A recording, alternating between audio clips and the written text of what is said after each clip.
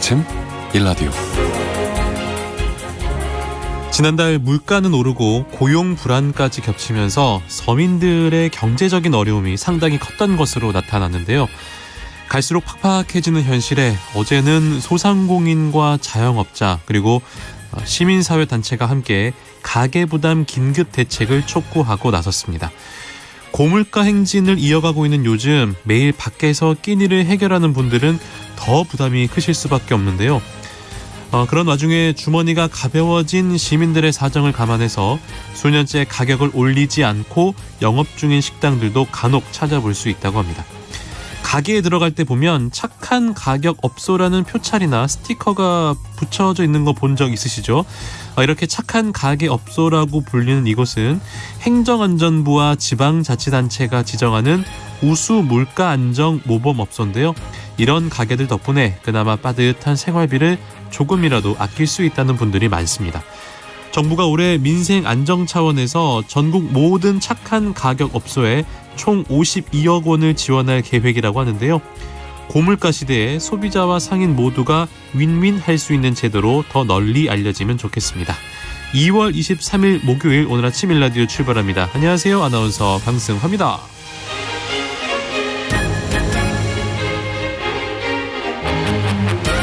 오늘 아침 일라디오 오늘도 생방송으로 함께하겠습니다. 방송에 참여하실 분들 단문 50원, 장문 100원이 되는 유료 문자 샵 9730 이용하셔도 되고요. 유튜브에 KBS 일라디오 공식 채널 검색하고 들어오시면 채팅창에 참여하실 수 있습니다.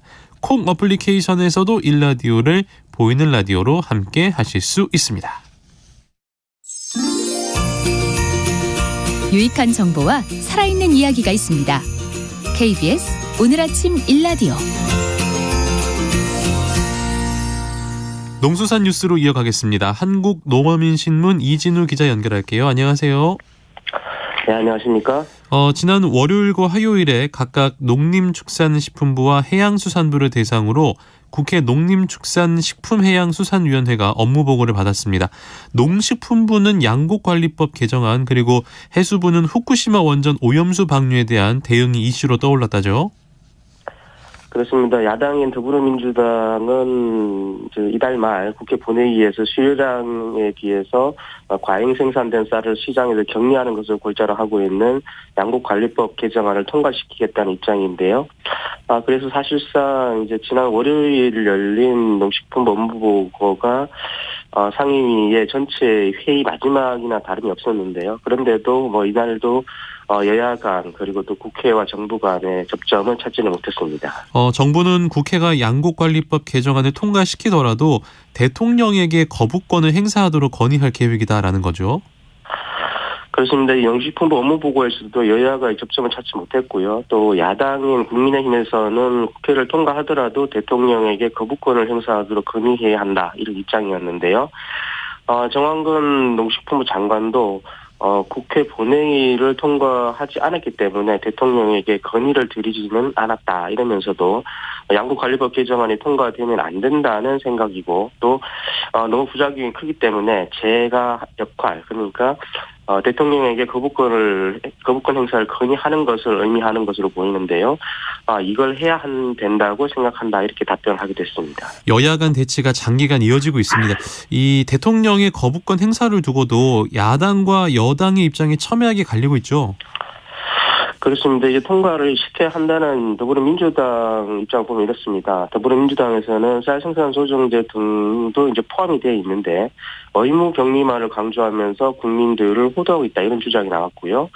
또 한국농촌경제연구원의 연구 결과에 대해서도 양곡관리법 개정안이 통과가 되면 10년 동안 무려 46만 톤이 평균 과잉될 것이다라는 연구 결과 그리고 또 매년 1조 원 이상의 정부의 재정이 낭비된다는 주장이 너무 과장돼 있는데 이 농식품부가 이렇게 모순된 논리를 갖고 대통령의 생각을 또 호도하고 있다 이런 주장도 함께 제기를 하고 있습니다. 네, 야당인 더불어민주당의 이야기인데요. 여당인 국민의힘은 그러면 어떤 입장입니까? 국민의힘에서는 이전 정부에서도 반대했던 양곡관리법 개정을 윤석열 정부에서 더불어민주당이 추진하는 게 온당하냐 이런 주장이고요. 이게 정치적으로 대통령으로 하여금 거부권을 행사하게 하려고 일부러 추진하는 것밖에 보이지 않는다 이런 주장이 나왔습니다. 또 농공연의 연구 결과가 쌀값이 하향 평준화 된다는 것인데 정부에서는 이런 부작용에 대해서 정확히 좀 설명을 하고 대통령에게 거부권 행사를 건의해야 한다 이런 주장입니다. 첨예한 대립이 아닐 수 없는 상황이 계속 이어지고 있습니다. 일본의 후쿠시마 원전 오염수 방류에 대해서는 어떠한 이야기들이 나왔습니까? 이게 최근 제주에서 개최된 한국방재학회 세미나에서 발표된 후쿠시마 원전 오염수 시뮬레이션 결과 이게 논란이 됐는데요. 지난 16일이었습니다. 한국방재학회 세미나에서 한국해양과학기술원하고 한국원자력연구원이 후쿠시마 원자력 발전소 오염수 방류에 따른 삼중수소 확산 시뮬레이션 이 결과를 발표를 한 바 있는데요.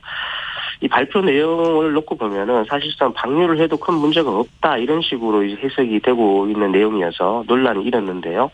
이에 대한 지적이 제기됐습니다. 그 시뮬레이션 결과가 어떻게 나왔습니까?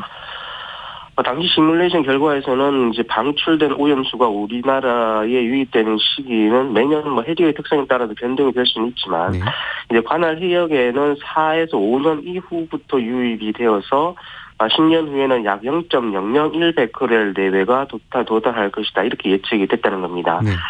그리고 이게 기존 해양에 존재하는 삼중수소 농도의 10만 분의 1 수준이라는 거였는데요. 사실상 방류를 해도 문제가 없다는 건 아니냐 이런 것으로 해석이 되고 있습니다. 방류가 이루어져도 문제가 없는 수준이라면 논란일 것도 없을 것 같은데 왜 해수부를 대상으로 한 농해수위 업무 보고에서 이슈가 됐습니까? 이 문제는 이 시뮬레이션에 사용된 데이터가 후쿠시마 원전 오염수 방류 실시 계획에 따라 일본 측이 제시한 연간 최대 방출량, 이게 연간 22조 베크렐이라고 하는데요. 네.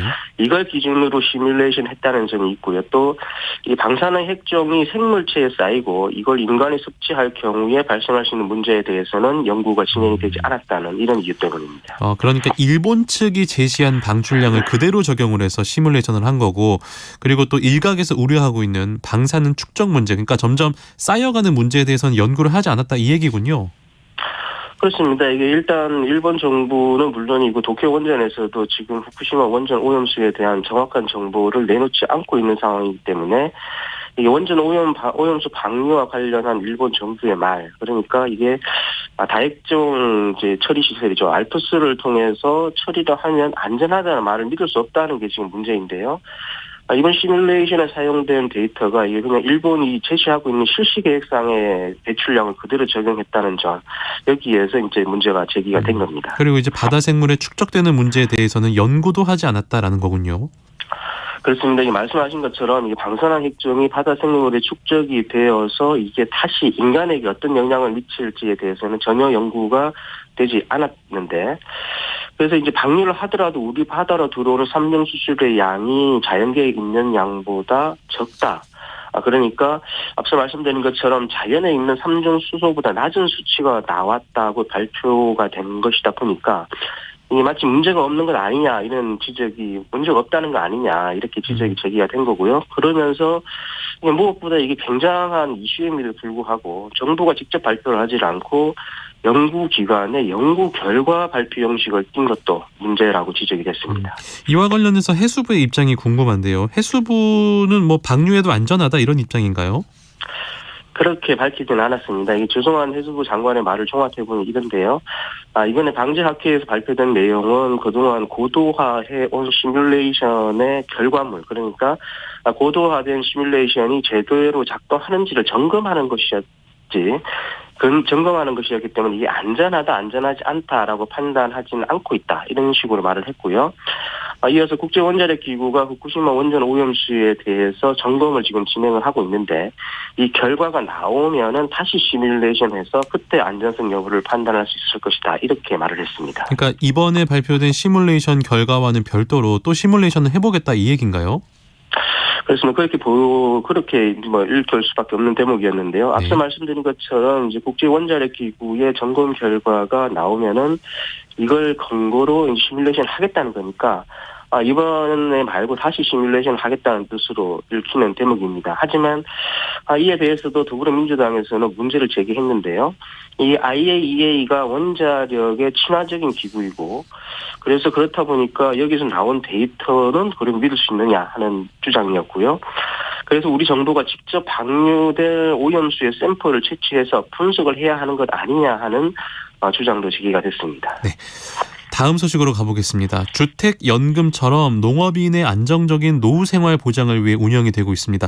농지연금 제도라는 게 있는데요. 이 농지연금제를 개선하기로 했다라는 소식이 있네요. 그렇습니다. 지난해 농지연금 가입 기준 연령이 만 65세에서 만 60세로 이제 하향 조정이 됐는데요. 그렇게 되면서 이제 가입자가 사망한 경우 연금을 승계할 수 있는 배우자의 연령, 이 기준도 만 60세 이상에서 만 55세 이상으로 하향 조정을 해서 고령 농업인 부부가 모두 종신까지 안정적인 노후 생활을 보장받을 수 있도록 한다는 내용이 있고요. 또 평생 연금을 받는 종신형, 앞서 말씀드린 종신형과 달리 가입자가 5년, 10년, 15년 이런 식으로 선택한 일정 기간 동안 받는 기간형 상품도 있습니다. 그런데 여기에 20년형 상품을 추가하기로 지금 한 상황입니다. 그 농지를 한국농어촌공사가 운영하고 있는 농지은행에 임대할 경우에는 월 지급금을 추가로 지급하는 상품도 마련이 됐다고요? 그렇습니다. 농지연금에 가입하는 경우에 농어촌공사 농지은행에 다시 또 농지를 임대를 하게 되면요. 월 지급금을 5% 추가로 지급하는 임대형 우대 상품도 신규 출시한다 이런 건데요. 이걸 통해서 가입자에게는 더 많은 연금을 지급을 하고 농어촌공사는 필요한 우량농지를 제공받아서 청년농 등에 공급할 수 있도록 한다 이런 겁니다. 이렇게 임대차를 하게 되면 이 과정에서 수수료 이익이 발생을 하니까 이걸 통해서 농지연금 가입자에게 돌려주겠다 이런 뜻으로 읽힙니다. 아직 시행이 된 건 아닌 것 같은데 언제부터 개정된 농지연금 제도가 시행이 됩니까? 말씀드린 내용 중에 배우자의 연금 승계를 위한 가입 연령 기준 인하 같은 경우는 한국농어촌공사 및 농지관리기관법 시행규칙이 개정이 된 후에 시행이 되는 건데요. 지금 21일부터 입법 예고에 들어가서 4월 2일까지 의견 수령을 지금 진행을 하고 있습니다. 농식품부는 개정 절차를 조속히 추진을 해서 올해 상반기 중 시행을 목표로 하고 있다고 설명을 했고요. 또 기간형 상품을 확대하는 것하고 또 임대형 우대 상품을 도입하는 등의 제도 개선에 대해서는 3월 중 관련 고시와 지침 개정을 완료를 하고 시행에 들어갈 계획이라고 합니다. 네, 농수산 이슈 한국농어민신문 이준우 기자와 함께했습니다. 고맙습니다. 감사합니다. 우리나라의 교통사고 사망자 수는 줄고 있지만 여전히 OECD 평균보다 높은 수준입니다. 운전 중 깜빡 조는 것은 음주운전만큼이나 위험합니다. 차 안에 산소가 부족해도 졸음이 유발되는 만큼 자주 환기하는 것이 좋습니다. 또 장거리 운전을 할 때는 최소 2시간 간격으로 휴게소나 졸음 쉼터에서 쉬어가는 게 좋은데요. 갓길은 2차 사고가 끊이지 않는 위험한 장소입니다. 차량 고장과 같은 위급 상황에만 갓길에 정차합니다. 갓길에 정차할 땐 주간 100m, 야간에는 200m 뒤에 안전 삼각대를 설치하고 운전자는 가드레일 밖으로 대피해야 한다는 걸 잊지 말아야겠습니다. 안전운전 KBS 라디오가 함께합니다.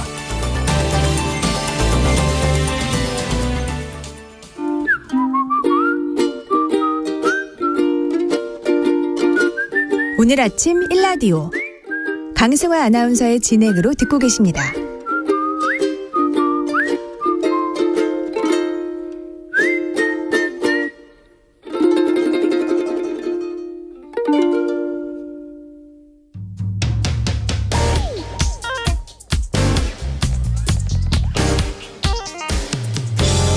오늘 아침 뉴스 브리핑. 뉴스 브리핑 정상근 기자 연결하겠습니다. 안녕하세요. 네, 안녕하십니까. 어제 뉴스에서 이게 크게 기사가 났는데 지난해 합계 출산율이 역대 최저를 기록을 했다고요? 네, 이 통계청은 어제 지난해 여성 한 명이 평생 낳을 것으로 예상되는 평균 출생아 수인 합계 출산율이 0.78명에 그쳤다라고 발표했습니다. 2021년보다 0.03명 더 줄었는데요. 이 통계가 작성된 이래 처음으로 0.7명대로 떨어졌습니다. 우리나라는 2013년부터 줄곧 OECD 국가 중 합계 출산율 꼴찌를 기록하고 있습니다. 2020년 통계를 기준으로 합계 출산율이 1이 안 되는 나라는 우리나라가 유일합니다. 이 통계에 따르면 이 OECD의 평균 합계 출산율이 1.59명인데요. 우리나라는 이의 절반도 안 되는 상황입니다. 대도시의 상황은 더욱 심각한데요. 이 서울이 0.59명으로 가장 낮았고요. 이어 부산이 0.72명, 인천이 0.75명 순이었습니다.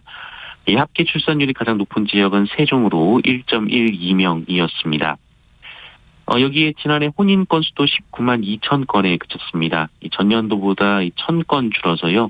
1970년 통계 작성 이래 가장 적었습니다. 이 혼인 건수는 지난 2021년 처음으로 20만 건 아래로 떨어진 이후 회복을 하지 못하고 있는 상황입니다. 이 상황이 이렇다 보니까 인구가 계속 줄고 있는 것으로 나오네요. 네, 이 베이비붐 세대가 노년층이 되면서 노인 인구가 늘고 또 코로나와 겹치면서 노인 사망자는 더 늘었습니다. 37만 2천여 명이 지난해 사망했는데요.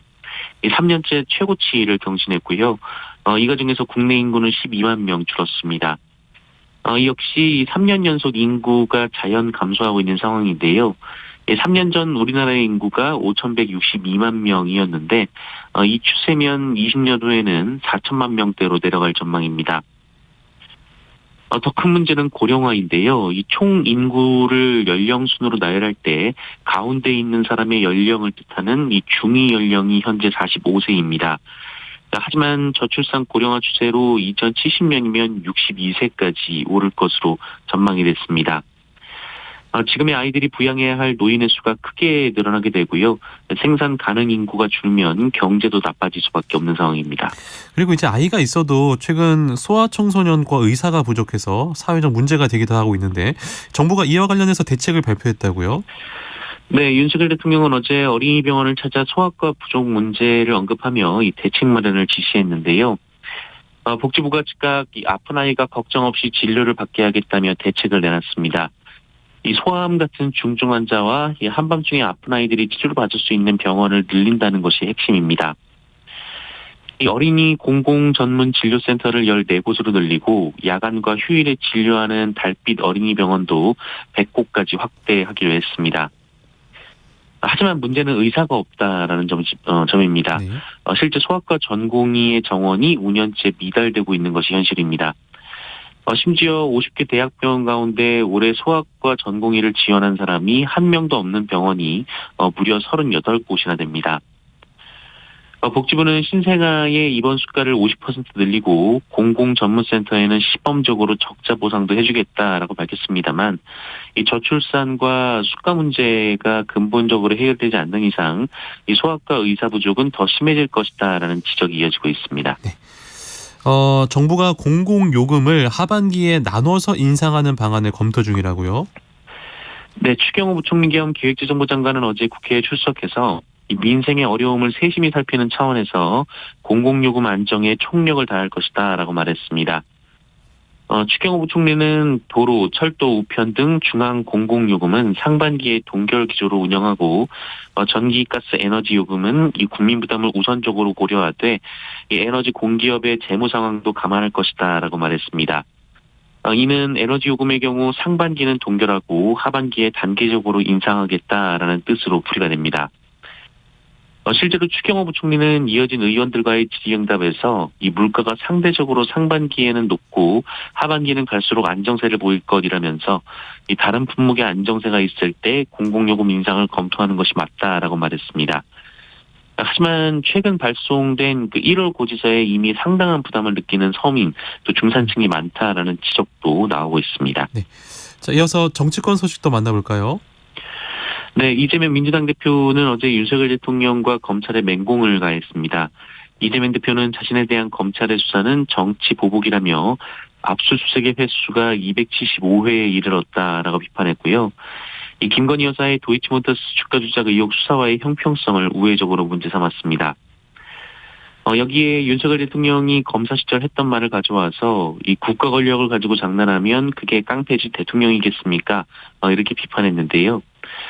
이에 국민의힘은 대통령을 향한 거친 말이 난무할수록 의심만 더해질 뿐이라면서 결백하면 자진 출두해서 영장심사를 받으라라고 반박했습니다. 그리고 검찰은 이재명 대표를 향한 압수수색을 가했습니다. 이화영 전 경기도 평화부지사가 쌍방울 김성태 전 회장에게 500만 달러를 경기도 대신 북한에 넘기라고 요구했다는 혐의인데요. 네. 이화영 전 부지사는 이 쌍방울이 그 돈을 대신 내줄 이유가 없다라고 반박을 했고요. 경기도는 김동연 지사의 PC까지 압수수색하는 등 업무에 방해가 될 만큼 압수수색 횟수가 많다라고 반발했습니다. 이 당대표 선거를 약 2주 정도 앞둔 국민의힘은 이 땅 투기 공방을 벌이고 있는데요. 황교안 후보 등이 김기현 후보가 소유한 울산의 이 땅에 KTX 역사로 향하는 도로를 이 권력을 이용해 끌어들인 것 아니냐라고 의혹을 제기했고, 이에 김기현 후보는 털어도 먼지 하나 나오지 않는다라면서 김기현이 청렴 결백해서 지난 정권에서도 살아남았다라고 반박했습니다. 네. 우리 군이 북한의 대륙간 탄도미사일 발사 능력을 인정을 했다고요? 네, 군 당국은 북한이 대륙간 탄도미사일 발사 능력을 모두 보유하고 있으며 이 군사정찰위성 발사 가능성도 높다라고 판단했습니다. 국방정보본부는 어제 국회 정보위원회 업무보고를 통해서 이 북한이 지금까지 ICBM을 정상 각도로 발사하지 않았지만 그 능력은 다 보유했고 다만 대미 압박을 위해 타임라인을 조정 중이라고 밝혔다고 합니다. 군은 또한 이 북측이 우리를 겨냥해 발사하고 있는 이 핵 탑재가 가능하다는 방사포는 이 방사포라기보다는 탄도미사일 시스템이라고 평가했고요. 7차 핵 실험 가능성에 대해서는 핵폭탄의 소형화 또 경량화를 위해서 7차 실험이 필수적이다라고 밝혔습니다. 한편 군은 이 무인기 침투 관련 논란에 대해 지적된 부분들을 반면 교사 삼아서 앞으로 적극적으로 점검하겠다라고 밝혔고요. 또 최근 논란이 되고 있는 중국발 풍선과 관련해서는 이 발사 장소와 바람의 상태를 고려할 때 한반도를 지나갔을 가능성은 없다라고 판단했습니다. 일본이 어제 또 독도가 일본 땅이다라는 억지 주장을 이어갔네요. 네, 일본 시네마현 등이 이 독도가 일본 땅이라고 주장하면서 어제 다케시마의 날 행사를 열었습니다. 이 밥으로 이 독도 모양을 본따서 다케시마 카레 이런 것까지 만들었는데요. 네. 더 큰 문제는 여기에 차관급인 이 자민당의 나카노 내각부 정무관이 참석했다라는 점입니다. 여기에 일본 정부의 대변인 이 마스노 히로카즈 관반사가도 이 다케시마는 역사적 사실에 비춰도 국제법상으로도 명백한 일본 고유의 영토라는 이 억지 주장을 이어갔습니다. 이에 정부는 외교부 성명을 통해 강력히 항의하며 동행사를 즉각 폐지할 것을 엄중히 촉구한다라고 밝혔습니다. 정부는 이 독도는 역사적, 지리적, 국제법적으로 명백한 대한민국 고유의 영토라고 했고요. 외교부는 이 구마가이 주한 일본 대사관 총괄고사를 초치해서 항의했습니다. 네. 튀르키예에서 2주 만에 규모 6을 넘는 지진이 있었는데요. 그 피해 규모가 눈덩이처럼 불어나고 있다고요? 네, 현지 시간 20일 이 튀르키예에서 발생한 규모 6.3의 여진 피해가 생각보다 더 심각한 것으로 보입니다. 네. 현지에서 활동 중인 우리 의료봉사대는 강진으로 무너졌던 건물 위로 여진에 붕괴된 건물이 또 덮치면서 이 매몰자 수색조차 어려운 상황이라고 전했는데요. 지진 희생자도 급증을 하고 있습니다. 이 지난 18일 이후 이 완만한 증가세를 보이던 이 누적 지진 사망자 숫자가 여진이 발생한 뒤 1,000명 이상 훅 늘었습니다. 다만 갑자기 늘어난 사망자들이 여진으로 인한 희생자들인지는 확인되지 않았습니다. 미국 지질조사국은 이날 이 발생할 여진으로 인한 이 추가 사망자가 100명에서 1000명일 가능성을 46%, 1000명 이상에서 10,000명에 이를 가능성도 29%로 전망한 바 있습니다. 네.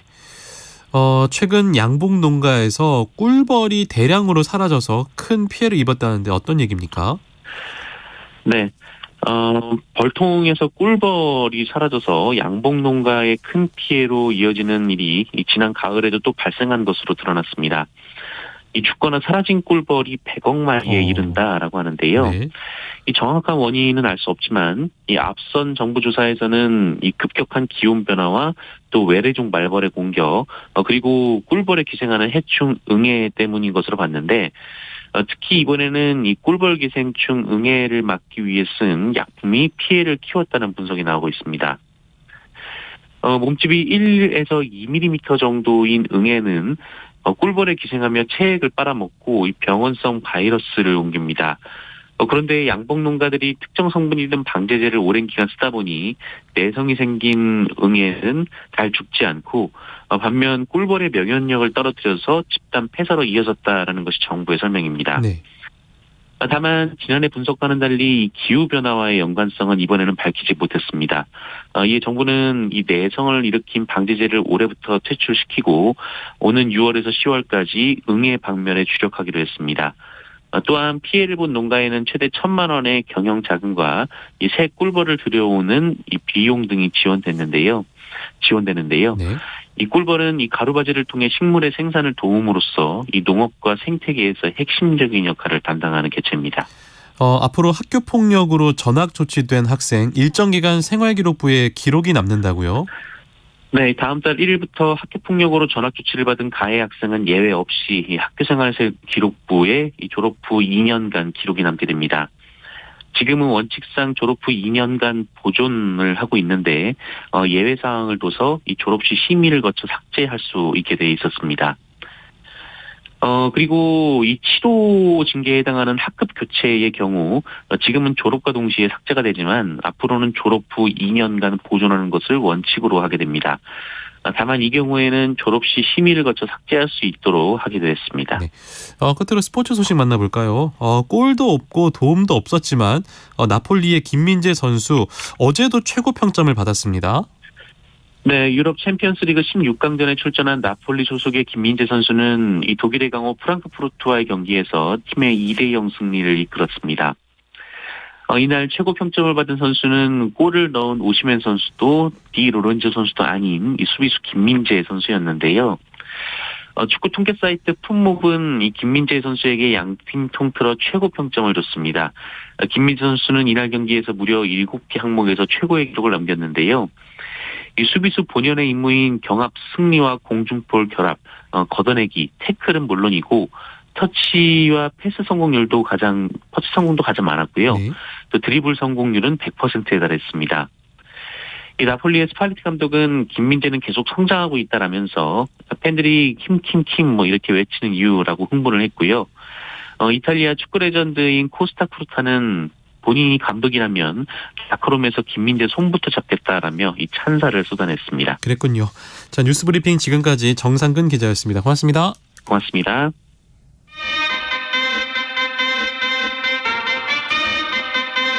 아침이다.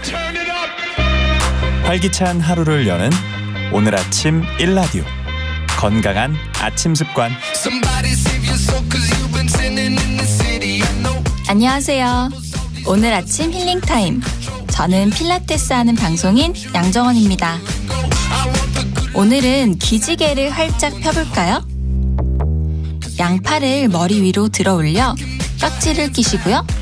여의치 않은 분은 한 팔만 들어 올린 후 위로 힘껏 뻗어주세요. 가능하신 분들은 오른팔을 위로 뻗은 채 왼손으로 오른쪽 팔꿈치를 지그시 끌어올려주세요. 하나, 둘, 셋, 넷, 다섯. 반대쪽도 하나, 둘, 셋, 넷, 다섯. 어깨에서부터 등, 팔 근육이 당기듯이 쭉 끌어올려서 스트레칭을 합니다. 가능하시면 5초간 3회씩 반복해주세요. 오늘도 여러분의 건강한 하루를 응원합니다. 저는 양필라 양정원이었습니다.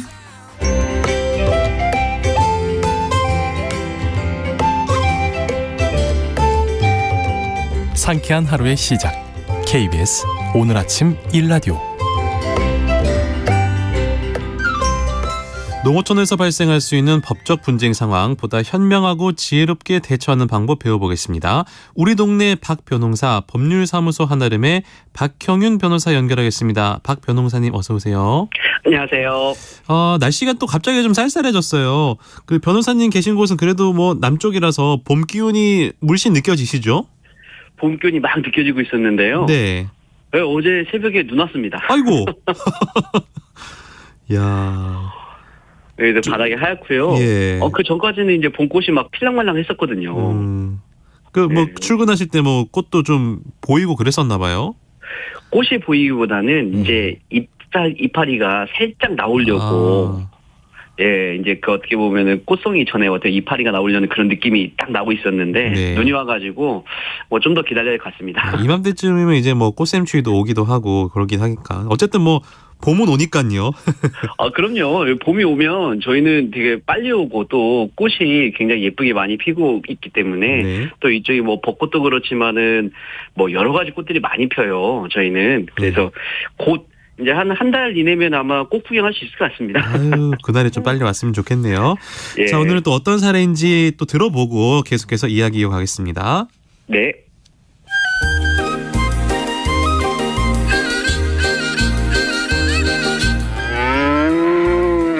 어휴, 그래.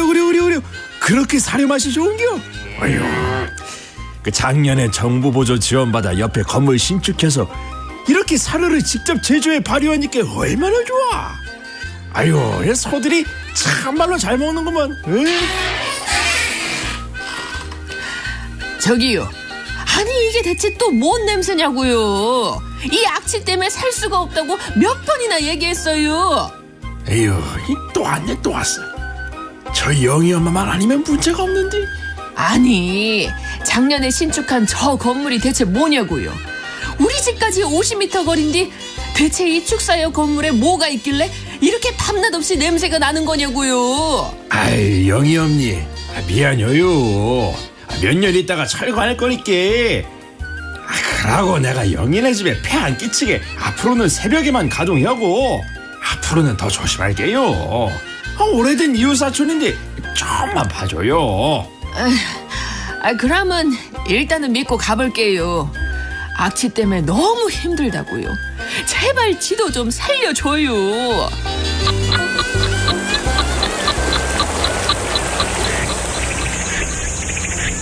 아니 해 끼치지 않겠다고 새벽에만 기계 가동하기로 한 거 아니요?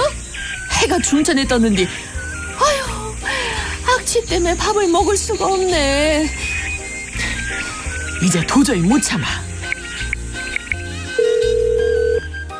에이, 여보세요? 저 영희 엄마인데요. 약속을 왜 안 지키셔요? 쟤도 이제 더는 못 참아요. 할 수 있는 데는 다 해다가 민원을 제기했구만요. 눈에는 눈, 이에는 이라고요. 아니 뭐요?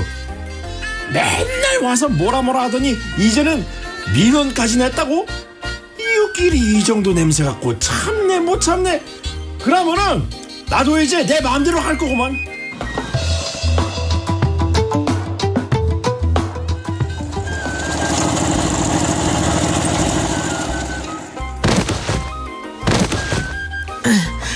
아니 이 시간에 이게 뭔 소리요?